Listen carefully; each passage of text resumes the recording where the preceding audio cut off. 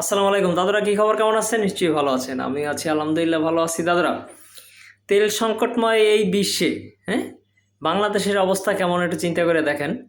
সেটা হলো, আপনি যখন এখন ঈদের পর আর কি, বিশেষ করে আমরা যে আশঙ্কা করছিলাম যে ঢাকা শহরে সেই আগের যে পুরাতন জ্যাম, সেইগুলোই কিন্তু আবার বাস্তবায়ন হবে, কিন্তু সেটা কিন্তু আসল কথা না। কথা হলো আমাদের তেলের সমস্যা। তেলের সমস্যার কারণে আপনি ঢাকা শহরে যতগুলো গাড়ি আছে 3 ভাগে ভাগ করবেন, ঠিক আছে?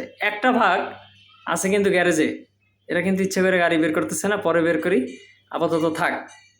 আরেকটা আরেকটা অংশ, এরা কিন্তু কি, কোথায়, সেই তেলের পাম্পে সিরিয়াল দিয়ে বসে আছে, হ্যাঁ, প্রাইভেট, তারপর হলো বাইক, এই।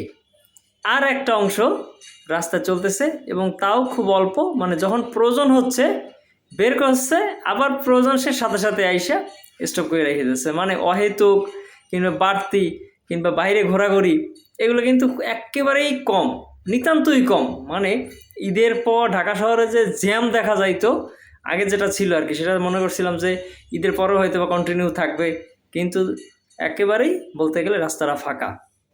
এখন তেলের যে অবস্থা আর কি, সে তেলের অবস্থায় বাংলাদেশের যে মানুষ, বাংলাদেশ হলো মধ্যম আয়ের মানুষ আর কি, আমরা বেশিরভাগ, তাদের কিন্তু হিমশিম খাইতে হচ্ছে।